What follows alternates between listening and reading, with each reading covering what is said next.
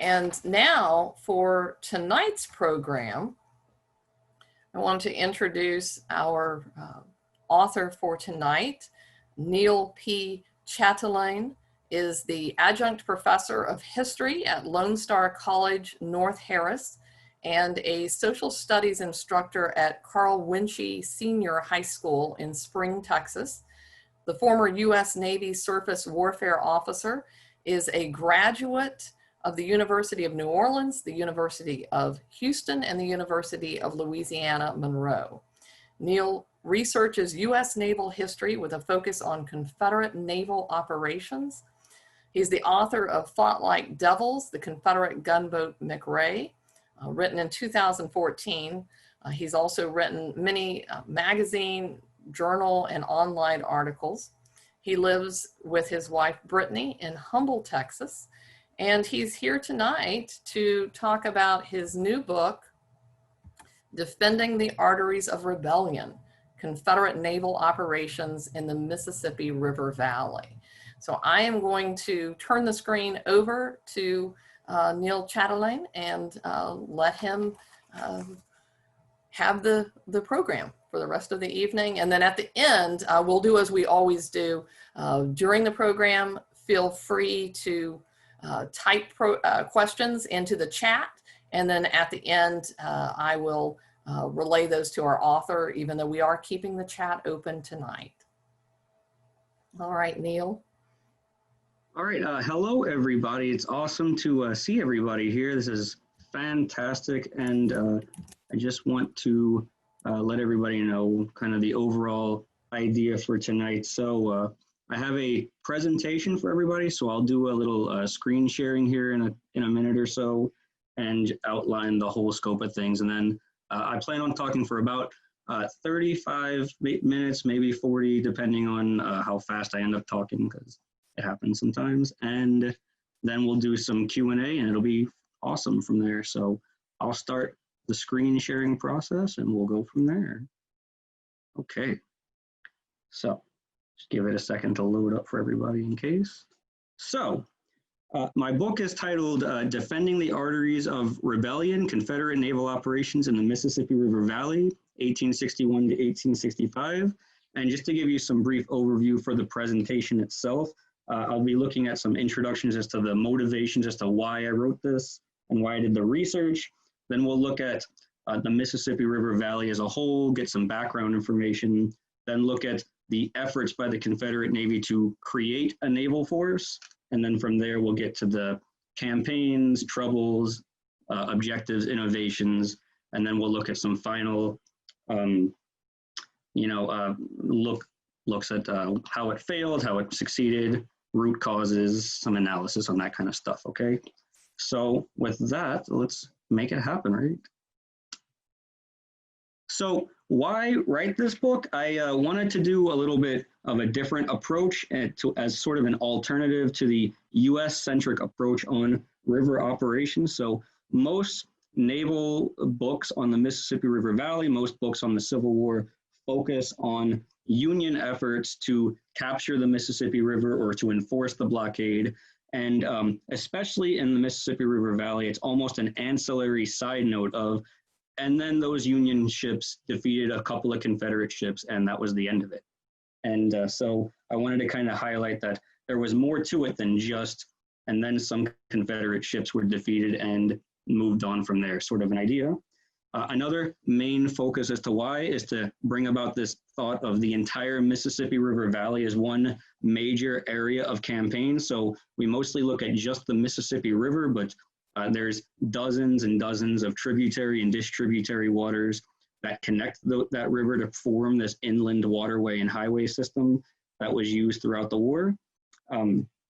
Third reason is to highlight some of the innovations that the Confederate Navy introduced or utilized first in this war, in this conflict. And then a little bit more is more of a side note and more of a hidden feature is to kind of target the whole lost cause mentality there by looking at some subtle and issues by looking at tangible results of the Confederate Navy to chip away a little bit at this lost cause thought that the Confederacy couldn't gain control of this river and could not succeed in this at all. So from there, so this is where we start with most looks at the Mississippi River, and it's just the Mississippi River itself. However, the Civil War, of course, was fought over the entire length of the Mississippi River Valley, as well as the entire continent of North America. And so just to highlight that, these are just some of the many tributary and distributary waterways that we're going to be looking at and that I examine in my book. So, you know, we're looking at dozens and dozens of tributary and distributary systems overall. And what we're also seeing is that it's not just inland waterways with rivers. We've also got lakes, we've got bayous, we've got coastal operations as well. And all of these waterways serve as supply routes for the Confederacy and also invasion routes for the United States throughout the course of this war. And what we're going to see is that the Confederate Navy and the Confederate government as a whole placed a major emphasis on defending this inland waterway highway network, which to a point where most people don't quite realize the extent to which they did that. And so let's kind of jump right into it and look at why the Confederate Navy did so and how they did so and why it became a major focus of and concentration for naval forces as a whole. So I kind of call this the ambitions and growth of this Confederate Navy. So they made the Mississippi River a priority from the very start, and you can see that just by looking at what was available at the beginning of the Civil War. So major Confederate shipyards at the beginning of the Civil War, you can see that almost all of them are in the Mississippi River Valley, concentrating around New Orleans and southern Louisiana, and then a second concentration in Tennessee. And you can see through the chart there that there were more shipyards on the Mississippi River itself than all other major parts of the Confederacy at the war's commencement. And what that shows is that obviously the Confederacy is going to be more easily available to create and maintain a naval force in a place where they have shipyards already operating. What we're also going to see is that the Confederacy is going to create a major series of ironclad programs to contest the United States Navy. And going along with this ironclad program system is that most of those were forged on the Mississippi River Valley from the very beginning as well. In the first few months of the conflict, from September to December 1861, there were 7 ironclad programs going on in the Confederacy. The refloating and the conversion of the ironclad Virginia from the old USS Merrimack, and then 6 other ironclad programs on the Mississippi River itself.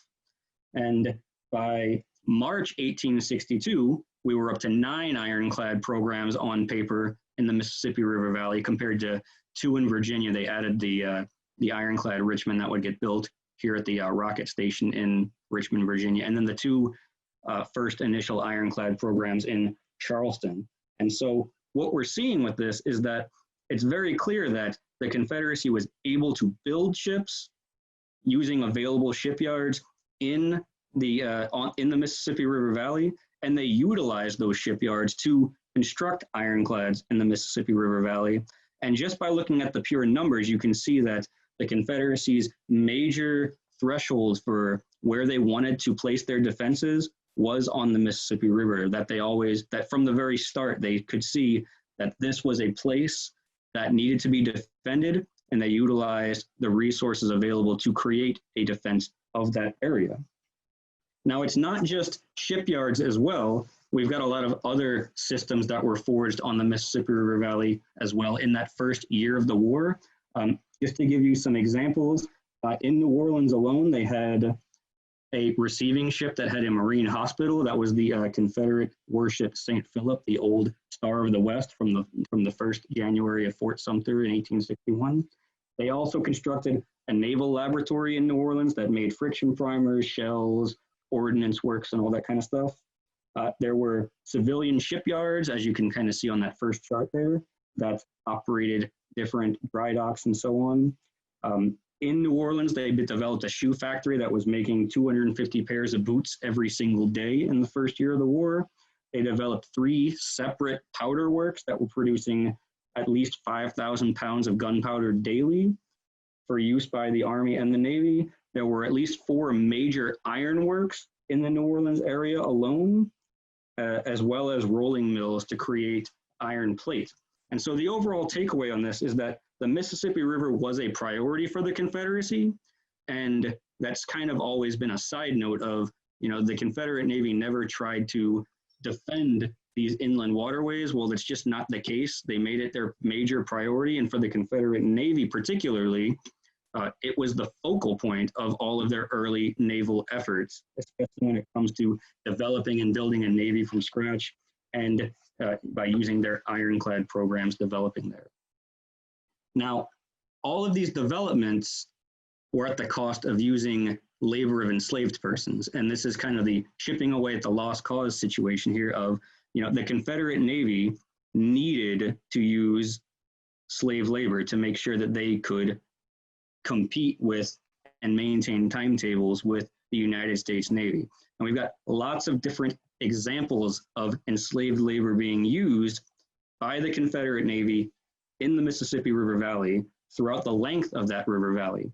And I'll just highlight some of the examples that I talk about in the book there. So, individual skilled craftsmen were often hired out one at a time, where their slave holders would rent them to a shipyard or something along those lines. That occurred in the New Orleans area at the Jefferson shipyards, which is where the Confederate ironclads in the New Orleans area were constructed. And it was also done in Alexandria, Louisiana as well, in the Red River. There were large numbers of entire teams of enslaved persons that operated to work in different capacities.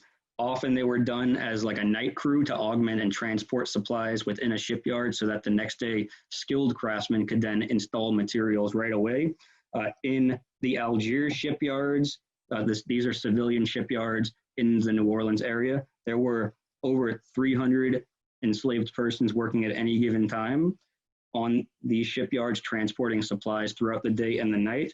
There were other enslaved persons used on the Bayou St. John shipyard, which is also in the New Orleans area on the Lake Pontchartrain area. Other shipyards included those at the Yazoo River, and even some not shipyards, but where they just had sunken ships. They would just bring teams of hundreds of slaves there to try and get them to raise sunken wrecks, clear debris, or create obstructions.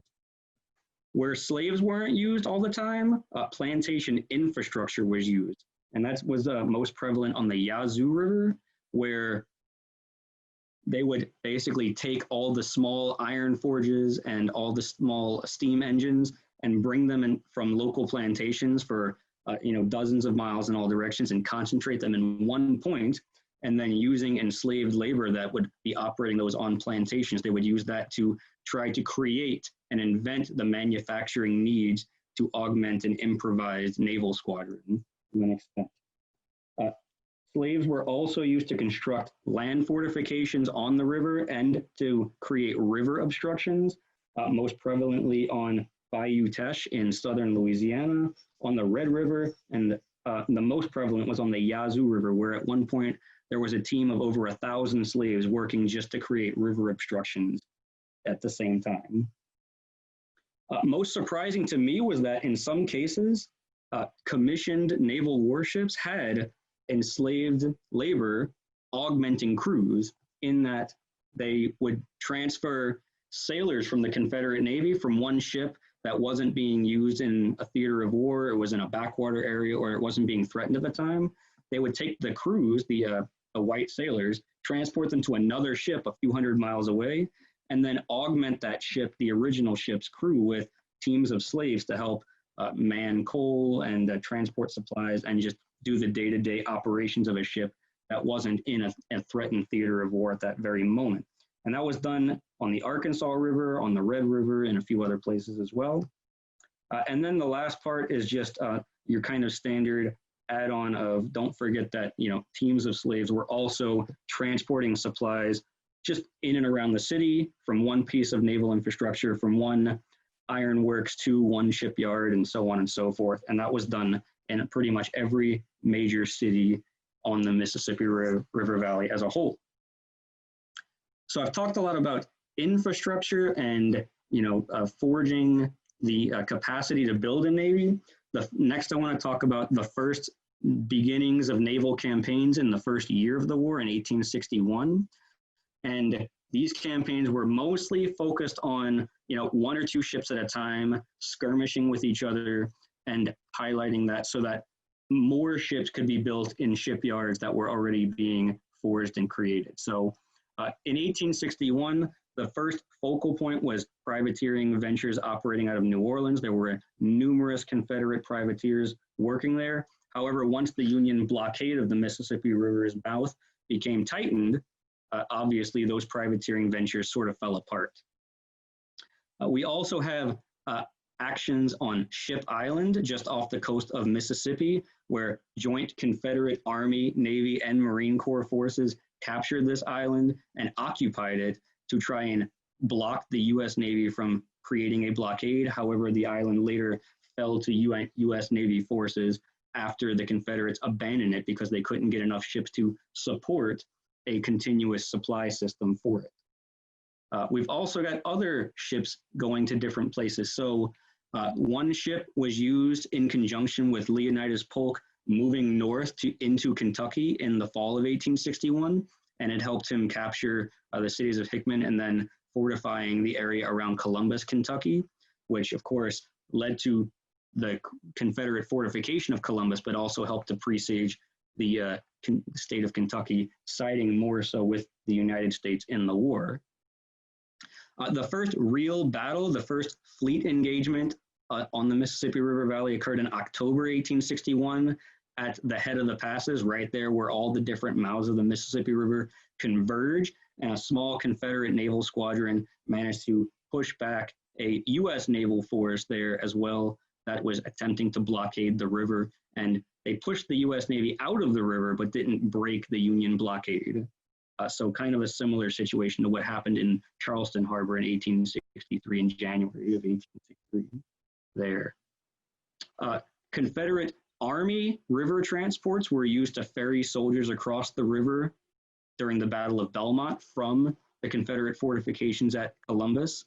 So when Ulysses Grant drove the initial Confederate forces back, the Confederates responded by sending troops over the river on a few steamboats to reinforce the Missouri side of the river, which precipitated Ulysses Grant withdrawing his forces after, initially capturing those Confederate positions. And then in the last few months of 1861, the first few months of 1862, there was a series of skirmishes all along the coastline of Louisiana and Mississippi, at Pass Christian, Biloxi, Mississippi, throughout the Mississippi Sound and so on, where a handful of Confederate Navy and Army gunboats were trying to stave off the encroachment of the United States Navy's blockade of that coastline. But of course, the major effort is river construction on both sides. The U.S. Navy is building the city-class ironclads, the Pook Turtles that get built up in St. Louis and Cairo and so on, and the Confederates are trying to convert and build ironclads of their own in New Orleans and Memphis and so on. Now, here's the real sticking point, and there's a significant organizational crisis in the Confederacy's naval forces. These are all different organizations operating their own ships independently on the Mississippi River. So the Confederate Navy had their own. The Confederacy also had its own revenue marine, which was a copy of the United States Navy's Revenue Marine, which was a precursor to the U.S. Coast Guard. So they were also operating ships on the Mississippi River collecting taxes and whatnot. The Confederate Army had gunboats on the Mississippi River and operating in coastal Louisiana. Now these are warships, not just transports. And then there was also the Confederate River Defense Fleet, which was a collection of 14 river steamers that were operated by the Confederate Army, but barely so. They were actually manned, crewed, and operated by civilian contractors of the Army. So civilians operating a fleet of their own that was part of the Army, but also not part of the Army. So it's very interesting with that. Louisiana tried to build its own navy. They built converted two steamers into warships of their own as well. And we've got government contracted civilian steamers that became kind of a sticking point because, well, the Army and the Navy were competing with each other for who gets control of what steamer and who gets to transport what supplies and so on. And then you've got the standard, don't forget there are blockade runners and civilian craft trying to make a buck by getting out the blockade and bringing supplies back. Now, what's even crazier is that within all of this, the chain of command for the Confederate Navy in particular was still split. So George Hollins was the commander of the Confederate Navy's Mississippi River Squadron. However, he controlled the entire length of the Mississippi River and all coastal waters of Louisiana and coastal Mississippi, and even parts of coastal Alabama. So his control area, his zone of influence was pretty substantial.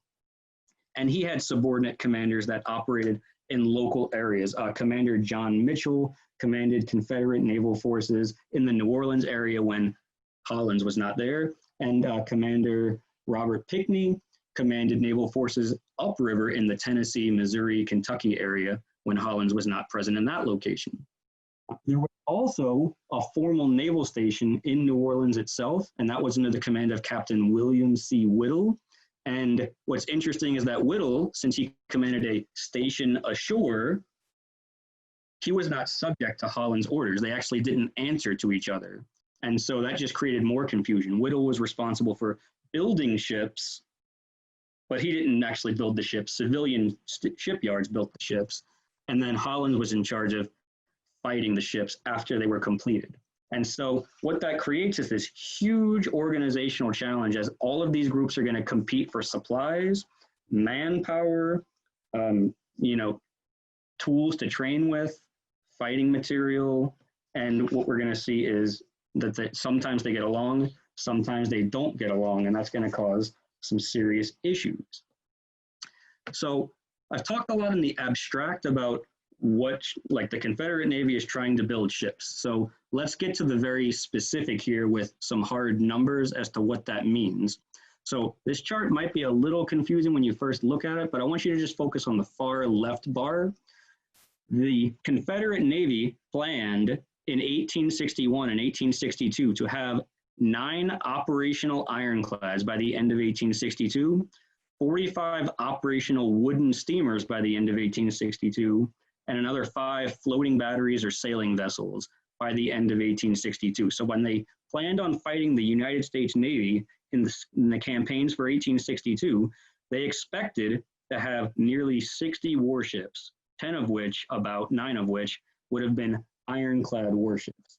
Now that's pretty significant number. And what we're going to see is that thanks to shortcomings and issues, instead what we see is the second bar on the far left, the forces they actually do use in those 1862 river campaigns.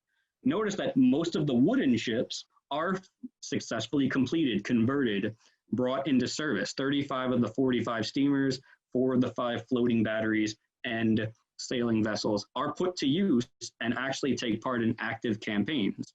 The sticking point is the ironclads, where only 3 of the 9 actually see active service. And they see active service one at a time. They don't all actually go through and there's no squadron of Confederate ironclads fighting successfully as a group here. Now, what's interesting is that the United States Navy was also sort of split. There was the Western Gulf Blockading Squadron, that's Farragut's forces that come upriver to seize New Orleans in 1862. There's the Western Gunboat Flotilla under Admirals Foote and Davis later on that are steaming downriver using those city-class ironclads coming downriver from St. Louis and Cairo, Illinois. And then there's also the United States Ram Fleet, which are the Ellet Rams, the ships that get converted into ramming vessels that are operated by the U.S. Army. And so the U.S. military has its own command issues as well, but they sort of work them out where Farragut is in charge of naval operations downriver, and then Foote, and then later Davis, after Foote gets wounded, is going to be in charge of naval operations upriver. Now, what I kind of think is interesting here is that in late 1861, on paper, the Confederate Navy had achieved somewhat of a parity with the United States Navy. So at the end of 1861, the Confederate Navy was planning on building 9 ironclads. That's 9 already under construction in one form or another, and another 50 wooden steamers in one capacity or another. Now, the United States Navy was planning 10 ironclads, those 10 from the Western Gunboat Flotilla, and all 10 of those saw active service. And they were planning for another about 40 or so wooden gunboats, and then another 40 or so mortar boats. And those are just ships with one giant mortar on them, or a barge with one giant mortar on them. And if you remove the mortar boats, and I kind of like to remove the mortar boats from the equation because I equate those as the equivalent of Confederate ground fortifications that are right next to the river as well.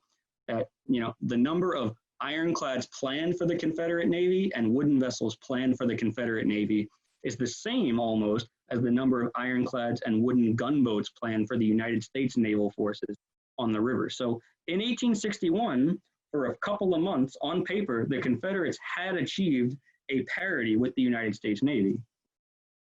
The issue comes from, by the time the military campaigns start, the Union numbers are those actual numbers, and the Confederate numbers are the smaller bar on the left, where most of their ironclads aren't actually available for use because they're just not built yet, or most of their vessels are still being converted.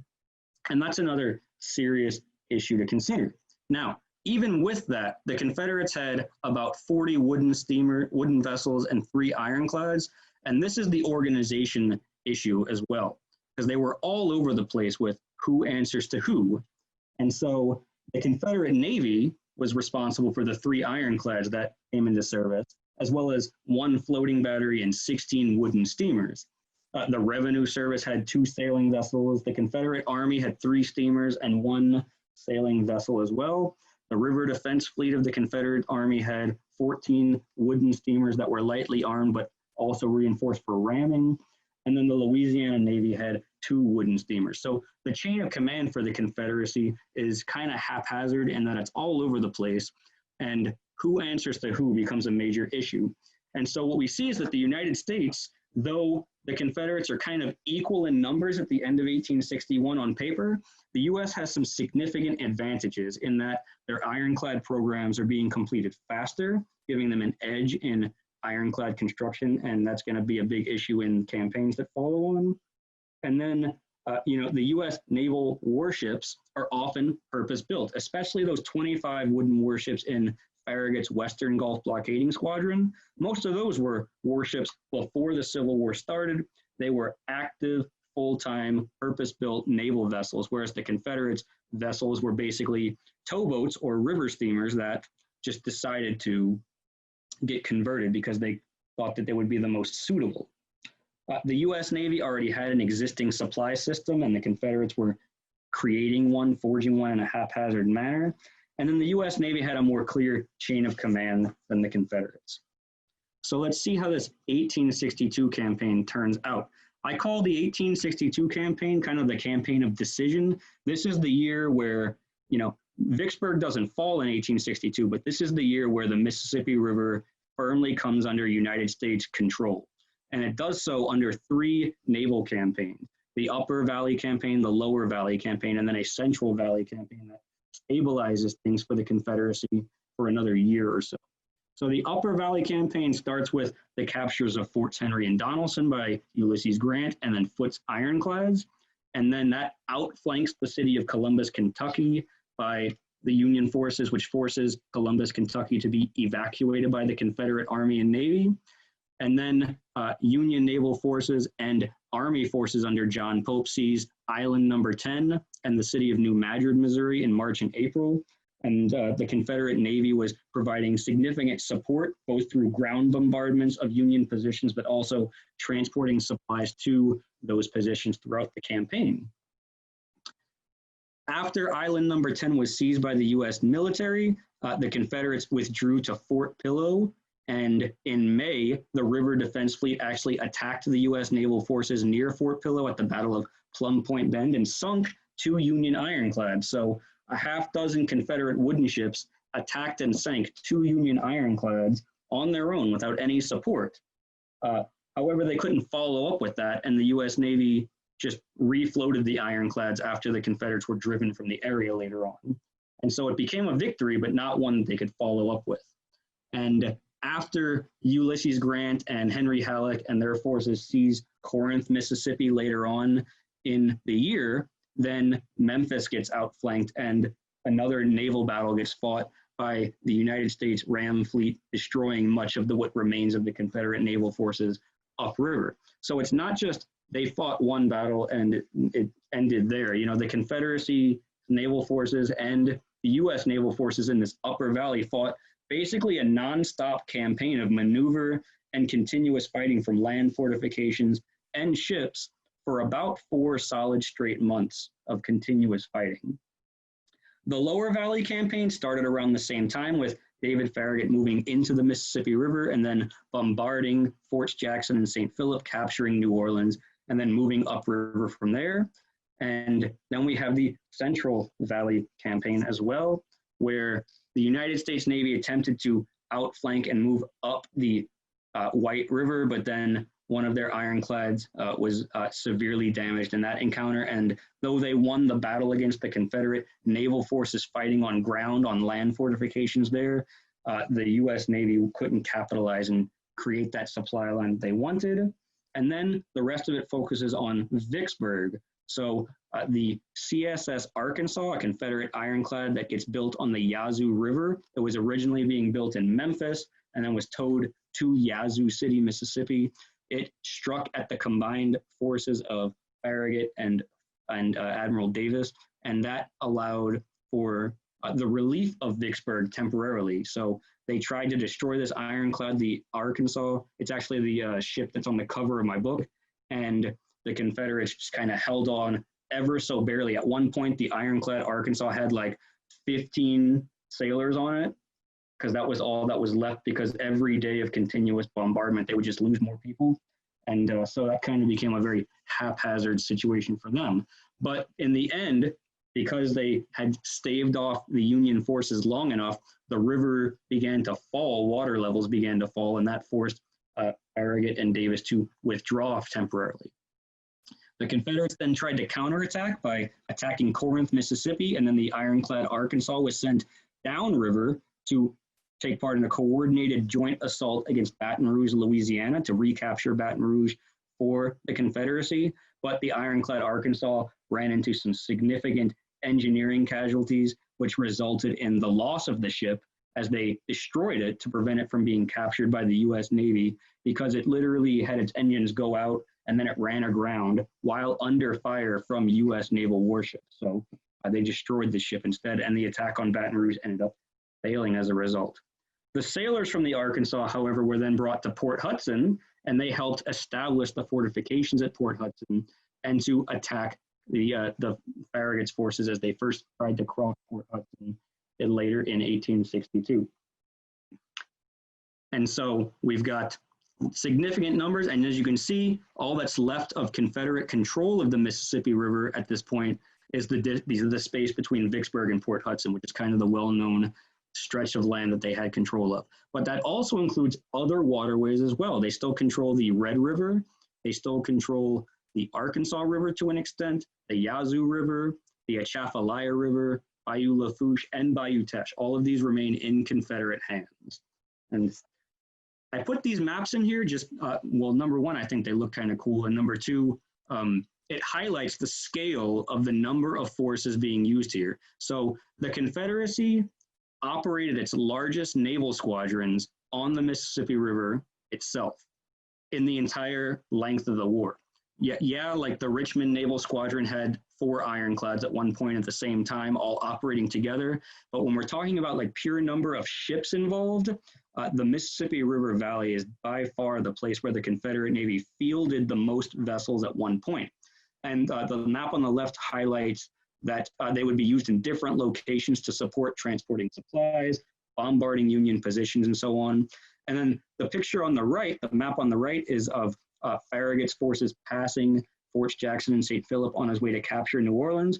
And I just kind of like to point out that most books, they basically say Farragut ran past the forts, defeated the Confederate forces beyond, and moved up to river to New Orleans. Well, those Confederate forces beyond are, 2 ironclad warships, a dozen wooden warships, and a whole host of fire barges being towed by, towboats, the civilian towboats. So it's not so much and then they defeated them and moved on sort of situation. Like, these are not small battles that take place. They're the largest battles of the war. In fact, the largest ship-to-ship engagement of the Civil War was the Battle of Fort Jackson, St. Philip, pictured there, where at one point they had 30 warships shooting at one another at the same time. So some pretty significant numbers overall if you look at it. Now, after the Confederacy lost control of most of the Mississippi River, it tried to reconstitute itself on inland waters by reconstituting squadrons, flotillas, and navy yards throughout the length of those inland waterways. And so what we're going to see is formal navy yards get established at Yazoo City, Mississippi, and Shreveport, Louisiana. And these navy yards are going to serve as the focal point for reconstituting ironclad squadrons. We still have other squadrons getting formed, and these are all basically being formed with wooden vessels that survived that 1862 river campaign, or vessels that escaped Memphis and New Orleans that were civilian craft that were then later improvised and turned over to naval authority. And so what we see is that at Yazoo City, we have a large navy yard formed at the site of where the ironclad Arkansas was built. And they started a program there to construct 3 more ironclads at that navy yard.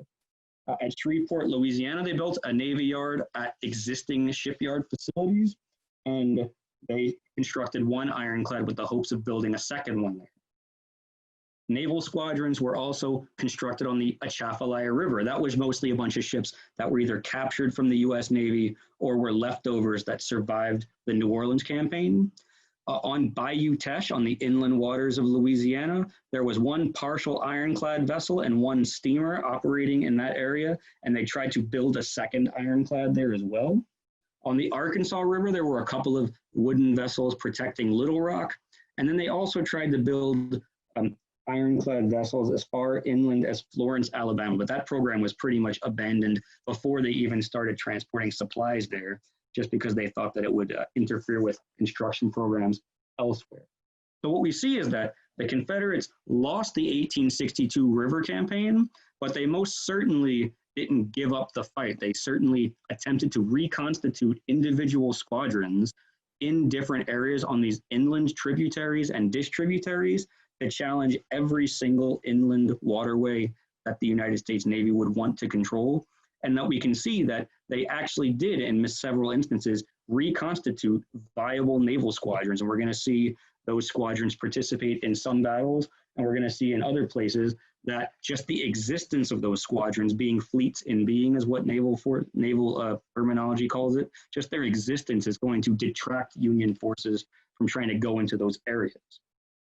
But before we get to the tributaries, we got to finish off with the Vicksburg campaign, of course. And in 1863, the combined efforts of Ulysses Grant and David Porter seize ultimately that Vicksburg area for the United States, and that cuts the Mississippi River in half, of course. So what we have here, though, is that even with this campaign, which is largely a ground campaign by Grant's forces trying to encircle and trap Pemberton's forces there, if you're familiar with the ground war there. What we also see is that the Confederacies had naval forces in all of these inland waterways. So not operating on the Mississippi River, but operating on the Yazoo River, on the Sunflower River, on the Deer Creek, and all of these other internal waterways that were tributaries of the Mississippi as a whole. So for example, on the Arkansas River at Fort Hinman, it was a Confederate Army fortification, but there were Confederate naval officers and sailors manning some of those positions, some of those gun batteries, helping to operate them to defend them in their failed defense of Fort Hinman in early 1863. Confederate transports kept Fort Pemberton supplied on that Yazoo Pass expedition, and they successfully kept Fort Pemberton supplied long enough so that Grant just abandoned that whole expedition as a whole.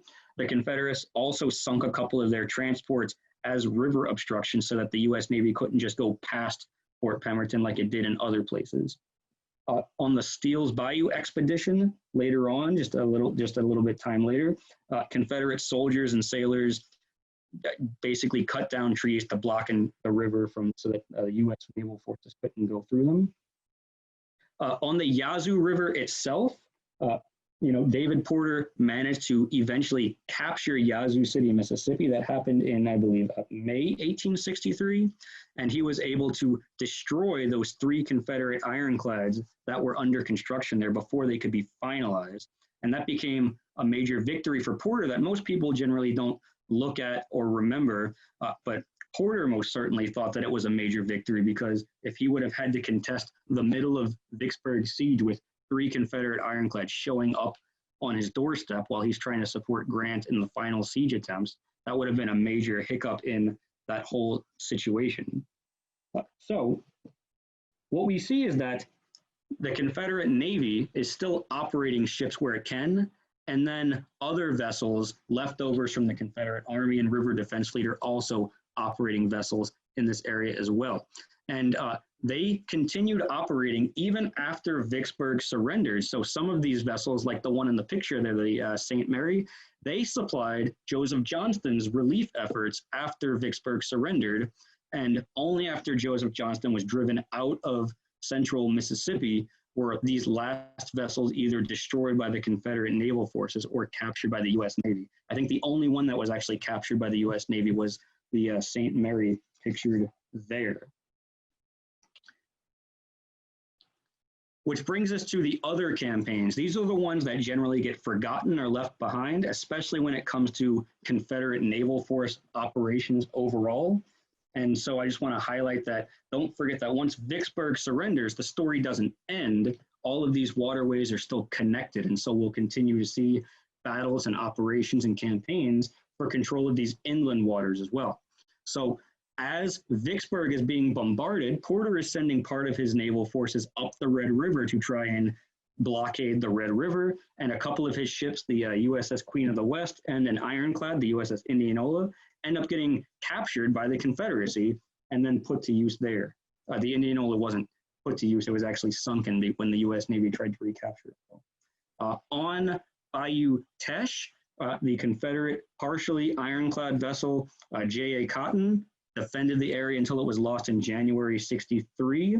And then after that, the Confederate warship Diana, which was a former U.S. Navy gunboat that was captured by the Confederates, took its place, and it remained in the area until it too was captured in April 1863, when Nathaniel Banks' forces seized the Bayou Teche area to clear his way so that he could make his way towards Port Hudson for the final siege there. The Atchafalaya River saw simultaneous movements by U.S. and Confederate naval forces in April 1863, and Confederate ships were destroyed in the Atchafalaya River, and most of the ones that survived there retreated into the Red River from that point, leaving southern Louisiana in U.S. Navy hands at that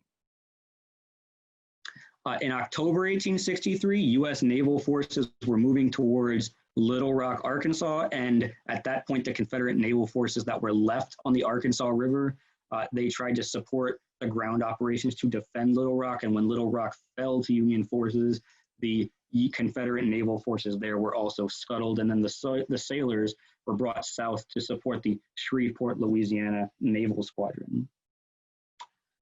The Red River Campaign doesn't get a lot of attention for Confederate naval forces, mostly because the Confederate naval forces didn't take active part in the campaign. What they did do, however, is that the Confederate ironclad Missouri and a couple of other wooden steamers and some other smaller craft were there ready to support. The issue was that Porter's Mississippi River Squadron for the U.S. Navy never made it that far, because the Confederate naval and ground forces created river obstructions and built dams to alter the flow of the river and to alter the levels of the river, which prevented Porter from even getting as far as he could, so that the Confederate naval forces could engage them in the end. In mid-1864, April and May in the spring, on the Yazoo River, the Confederate Navy naval forces and Army forces combined and helped to capture a couple of Union warships there. And then they captured them, took off all the supplies, and then burned the ships so that they could be used elsewhere, so that those supplies could be used elsewhere. And then the same thing happened on the White River in June 1864 as well, where Confederate cavalry captures and destroys U.S. naval forces where they can. The largest instance of that happening is on the Tennessee River, when Confederate General Nathan Bedford Forrest captured one U.S. gunboat, several supply transports, and then used those to help raid and destroy the Johnsonville Supply Depot, which was supporting U.S. military forces in all of Tennessee. And that Forrest then moved from there to help take part in the failed Confederate recapture of Nashville, Tennessee at the end of 1864. And then on the Hatchie River, there was another attempt by Confederate guerrillas. They successfully captured a U.S. military steamer and then destroyed it, but that didn't really have a major impact on the final part of the war, of course. And then the only real place the Confederates existed by the end of the war was the Red River, where the Confederate ironclad Missouri remained and a couple of wooden warships remained, and those ended up surrendering in June 1865. Interesting to note that the Confederate ironclad Missouri was the last Confederate ironclad to surrender in the war. Not the last naval vessel to surrender, that goes, of course, to the Shenandoah, but the last ironclad to surrender during the war. So significant actions on inland waters even after the Mississippi River falls to Union forces. Now, of course, these actions are not at the same scale. We're talking 1, 2, 3, 4 ships involved, not 20, 30 ships involved. So it's a different scale of operations overall. Now, a main issue is that the Confederacy used the Mississippi River as a hub of innovation, and it's worth noting that these are all things that the Confederate Navy did first on the Mississippi River Valley, and then these things were later emulated by the Confederacy elsewhere or emulated by the United States Navy as well. So the first commerce raiders were operating out of New Orleans. The Confederate raider Sumter operated out of New Orleans. That was its original home base. The Confederate privateer Calhoun was the first Confederate ship to receive a letter of marque and reprisal from Jefferson Davis, the first ship to operate as a privateer. It later served in the Confederate Navy and then the U.S. Navy as well. So it's pretty interesting. The first use of amphibious operations was the Confederate Army, Navy, Marine Corps effort to capture Ship Island, Mississippi. And then there were also larger Confederate joint military operations at Island Number 10 on the Mississippi River, at New Orleans, in the Vicksburg area, on the Red River, and other places as well. The first ironclad constructed in North America was the ironclad ram Manassas in the picture at the bottom there. And it was also the first vessel to successfully ram an enemy ship in the Civil War. And then that precipitated the U.S. Navy always being worried about Confederate ironclad rams, but it also helped to expand ramming as a tactic overall in the war itself. The Confederates attempted submersible experimentation in the Mississippi River Valley. The Pioneer Number 1, the precursor to the Pioneer Number 2, and which was the precursor to the H.L. Hunley. The Pioneer 1 was tested and built in the waters north of New Orleans in Lake Pontchartrain to support efforts in the New Orleans area. The Confederates first pioneered that ram fleet idea, and then after the river defense fleet for the Confederate Navy was built, and after the Manassas successfully rammed a vessel in October 1861, and then the CSS Virginia rammed U.S. naval vessels in March 1862, the U.S. Navy said, oh, this ramming idea is a good idea, we should copy that and use it. And then I didn't mention it a lot yet, but the successful use of naval torpedoes, what we would call mines today, sea mines, they were largely used throughout the length of the Mississippi River. And the Confederate ironclad Cairo was the first one sunk by a Confederate, the U.S. ironclad Cairo was the first sunk by a Confederate torpedo, and you can still go see that at the Vicksburg Park. But then there's also Confederate sea mines used extensively near Columbus, Kentucky, in the Port Hudson area, on the Red River, on Bayou Teche. There were some successful uses there. as well as also in the Yazoo River, and numerous Union ships were sunk overall or damaged from these Confederate torpedoes or sea mines. So it's important to understand that the Confederates managed to succeed in a lot of places, and they managed to gain some significant tactical victories, but the major issue is that they could not follow up on those tactical victories with actual strategic results or gains. And so I'm just going to give you a kind of a laundry list real quick of Confederate tactical victories that didn't quite live up to the overall game plan. So, you know, they captured Ship Island, but then they abandoned it right afterwards. They seized Columbus, Kentucky with the help of some naval forces, but then Kentucky took a pro-Union stance after that. They drove Union forces out of the Mississippi River's mouth at the Battle of the Head of Passes, but they didn't actually break the Union blockade. They successfully defended New Madrid, Missouri, and then brought about its successful evacuation, saving all the forces there to help the Island No. 10 siege in March 1862 upriver, but they didn't prevent the Island No. 10 from being cut off and forced to surrender overall. They sunk 2 Union ironclads at the Battle of Plum Point Bend in 1862, but those ironclads were then refloated and reintroduced just a couple months later, and they didn't stop the continuous Union bombardments of nearby Confederate forts there. The CSS Arkansas brought the first real strategic victory in helping to save Vicksburg in the summer of 1862, helping to keep Vicksburg in Union hands for another year. But then it also could not capitalize on that victory to bring about a recapture of Baton Rouge, Louisiana, and regained momentum in this August 1862 battle that was in conjunction with Confederate advances in Kentucky and in Maryland and against Corinth, Mississippi, and whatnot. The Confederates defended Bayou Teche in early 1863, but lost all the ships they did doing it, and it only bought them a couple of months before everything was lost again anyway. They successfully defended the Red River. This is the place where they significantly did win, and it was because the U.S. Navy always seemed to have trouble getting into the Red River. So in 1863, they tried to get into the Red River, and a couple of their ships were lost as a result. Torpedo operations, I have those marked in green because they sunk Union ships and helped to keep the Yazoo River in Confederate hands for a few more months. But overall, don't forget, the U.S. Navy did successfully capture the Yazoo River and prevent the Confederate Navy from reconstituting a naval force there of significant size. The Red River Campaign of 1864, they kept control of the Red River, but also failed to destroy David Dixon Porter's squadron after it was trapped due to low water. And then Confederate cavalry action and raids at the end of the war, like Forrest's raid and the sinking of a couple of other ships by cavalry. You know, like they sacked a supply depot, they captured a few ships, but it didn't kick Union forces out of an area or stop their dominance of the Mississippi River as a whole.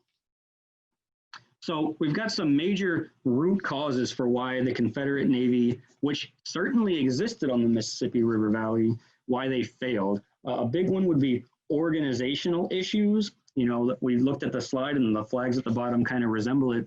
You know, there were just way too many organizations operating ships of their own on the Mississippi River Valley. And these were competing with one another for manpower. You know, one group would pay more money and then people would desert one naval force to enlist in the other one, so to speak. They would compete for supplies, organizations. The Army would take cannons from Confederate naval trains and just dump the cannons off the side, commandeer the train, and use it for Army purposes. And there's several cases of stuff like that happening. So organization became a serious issue, not just for supply and support, but also in battle, the chain of command. Which ship answers to which commander, and some of these commanders were all in the same place at the same time, and there was no overall force commander for naval forces, mainly because they refused to cooperate with one another in many instances. So for every successful cooperation, like at Vicksburg or Island No. 10, there was, you know, a lack thereof, like at Fort Jackson and St. Philip defending New Orleans, or transporting supplies near Memphis, things like that. And then another root cause is just, you know, like we have to remember that this is a two-way fight and that the United States Navy had a significant advantage in that they could build ships faster and they could operate them longer, and they could supply them better. And so even though the Confederates made some significant efforts, they were always kind of outmatched on a one-for-one basis by the United States Navy. Not to say that they couldn't gain control of an area, but they were just outmatched in many cases. And so final kind of conclusions here, the Confederates fought for a major plan to gain parity on the Mississippi River. They had real plans to, on paper, gain equality with the river against the U.S. naval forces, but those weren't realized. The Mississippi River served as a major cauldron of naval innovation that was copied by the U.S. naval forces and other Confederate naval forces. And then my final chip away at the lost cause kind of mentality of, slavery was a major critical focus of maintaining these naval forces for the Confederacy, but also, the idea of the Confederates could never hope to win. Well, they had a real plan to win, and they had a real effort to gain dominance and parity with the U.S. Navy. It's just that they could not realize those plans. And so, they stood a real chance of significant control there. It's just a matter of they could not realize those eventual plans. And so with that, I'll go ahead and stop the presentation, and we can open it up for questions. If you're interested in more naval stuff or anything like that, these are a whole laundry list of other books by my publisher, Savas Beatty. Most of these were published this year. The ones on the left were, so they follow some similar topics. And I'll go ahead and stop the presentation, and we can do some face-to-face Q&A and all that kind of stuff.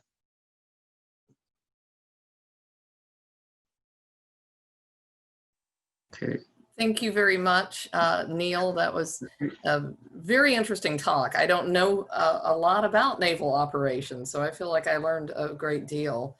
And I do apologize to everybody. I had intended to have the chat wide open. I thought I did, and only belatedly realized that it was host only. So I do apologize for that. But we've got some questions. We've got one from Cindy, who says, was it more difficult for the Confederacy to replace sailors as they were killed or wounded than it was to replace others in other branches of the service? So the Confederate Navy had significant issues replacing sailors. For one reason, naval sailors would often desert to go join the River Defense Fleet that paid more money, or other organizations like that. And what we saw is that later in the war, the Confederate Navy actually had approval from the Confederate Congress to conscript people from the Army and bring them to the Navy. So people that had experience on boats or ships or with technical skills operating machinery, they were essentially conscripted. And there are whole cases, not necessarily on the Mississippi River, but in other places as well, of entire companies of soldiers fighting in Georgia being conscripted, brought on trains to ports on the coastline and just put on ironclads so that they could help to man those ironclads, because they had operated in a mine before the war or something where most of those soldiers were. So manpower became a significant issue over time, and the writings of the commander of Confederate naval forces on the Red River in Louisiana towards the end of the war, pretty much every letter is more people are deserting, more people are deserting, more people are deserting. I need soldiers to come here. I need more soldiers. I need sailors from Galveston, Texas to march up to Shreveport, Louisiana to join my ships here because we don't have enough sailors. So it's a significant challenge. And this next question from Angelo also kind of deals with manpower. He asked, what were the typical or mean ship complements? So it very much varied. Some ironclads, the crew size was expected to be about 200 to 250 sailors. The vessels of the River Defense Fleet were smaller river steamers and towboats that had a couple of cannons on them. They had a crew average size of about 60 or so. And some of the smaller vessels, it was probably like 20 or 30. Your typical wooden gunboat would have somewhere between 80 and 150 sailors assigned at any given time, just depending on the size of the ship, how many cannon were on it or something along those lines. So anywhere between 50 and 200 is a pretty good number. For the Confederacy, the numbers were typically between 50 and 150, I would say. That's quite a span. This next question from Mike, what category do you include cotton or timber clads? Are they in the wooden steamer category? So on the charts that I had showed earlier, yeah, I included the cotton clads and the timber clads all under the one category of wooden vessels. So cotton clads are vessels where they literally just took cotton bales and placed them on the ship to try and protect exposed engineering machinery, walking beam engines for paddle wheelers and stuff. And those essentially would serve to stop, small arms fire or shrapnel from exploding shells. But of course, it's cotton, so when a shell explodes in it, the whole thing catches on fire. And there are cases of Confederate ships just being completely engulfed because the cotton they were using to protect their ship caught on fire in the middle of battle. So everybody's just jumping off the side of the ship as it gets ready to explode, kind of an idea. Timber clads for the U.S. Navy, I included those as wooden vessels as well. All right. And Larry asked, how effectively did the Confederate Army and Navy work together? So in some places, the Confederate Army and Navy worked very well together. On the coastal areas of Louisiana and Mississippi, the Navy had more ships, but the Army had more supplies, and they very much traded off so that the Army was supplying cannons to the Navy in that area to make sure that everyone was properly manned and operating at the capacity that they could, which benefited those coastal operations. In other places, the Army and Navy worked well together as well. Further upriver, there are cases of the Army and Navy operating gunboats simultaneously in the Island Number 10 campaign and so on. Now, in the New Orleans area, it was a complete disaster because the guy in charge of the river defense fleet in the New Orleans area hated the guys in charge of the Confederate naval forces, so they didn't get along, and that was because this guy tried to make a privateer, and the Confederate Navy confiscated it, and so he couldn't get paid, and so he refused to cooperate. And what we see is that that's one of the reasons Farragut had such an easy time getting past the forts at New Orleans, because the naval forces for the Confederacy, there was no overall commander. They had no real plan. It was just, well, each ship will just do what it best can do, and we'll see, hopefully, we'll hope for the best. Whereas Farragut, the day before he sailed past the forts, issued a wide circular to each ship where each commander knew their specific goal, their specific objective, with a formulated, uniform plan of action. On the tributaries, there were some cases of good cooperation. When the Confederate ironclad Arkansas ran out of sailors because they were all killed and wounded, the Army supplied soldiers to help man that. And then in other areas, like on the Arkansas River at Fort Hinman, when the Confederate Navy ran out of ships, they gladly supplied their sailors to augment land fortifications where possible, and they helped to man guns at Port Hudson, at the Vicksburg area, Fort Hinman in Arkansas, and some other places as well. So it was definitely it depends on who's in charge situation. Sometimes the Army and Navy would cooperate very well because the commanders could see that, there was a bigger cause at work than just fighting one another for who gets credit. But in other places, it was a complete disaster of everybody wants the glory, but nobody wants the responsibility. And the result was that, the U.S. Navy was more cohesively organized and better operated. Great. And one last question from Cindy. She asked, was the action taken on the inland waterways a kind of guerrilla warfare? So I would say probably for the most part, no. The closest element of it that would be considered sort of a guerrilla style warfare would be two things. And that's at the end of the war, the Confederate Army had cavalry basically attacking U.S. naval forces wherever they could. And sometimes those cavalry forces would actually disable, and then they would board and capture a U.S. naval transport or a gunboat or something like that. There are a few instances of that happening. But that's not like bandits riding up and taking control. That's like an entire regiment or an entire brigade of cavalry forming a cohesive plan to do that. And that happened in numerous occasions in Louisiana, in Arkansas, and some other places. The other sort of idea of a guerrilla war would be the unconventional side regarding the naval sea mines, the torpedoes, which was considered kind of one of those infernal new weapons that were being designed, but the Confederates certainly said, well, we're going to use them for sure. And what we see is that U.S. naval forces suffer significant damage by Confederate sea mines on the Yazoo River, at Port Hudson, on Bayou Teche, on the Red River, so on. So they're very much the most unconventional system they used, but after its first real implementation and first successful use on the Yazoo River sinking the USS Cairo, once it became more widespread, and, it kind of disappeared from the idea of guerrilla war and became just a standard tool in the toolkit of everybody by the end of the war. All right. Well, thank you. Thank you all for your great questions. And if anyone's interested in buying the book, you can get it at the publisher, Savas Beatty.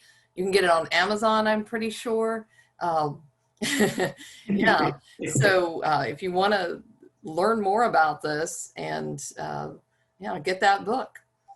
Thank you all. We've got a history happy hour coming up Monday evening. So put that on your calendar and join us for that. And again, thank you so much, Neil. That was excellent. It was a pleasure having you with us. It was fantastic being here. Look me up on social media, on Facebook or LinkedIn or something. If you have questions about stuff, reach out. You can find me and I'll respond for sure. No big deal. I always like to hear from people reading stuff, so to see what they have to say. So awesome.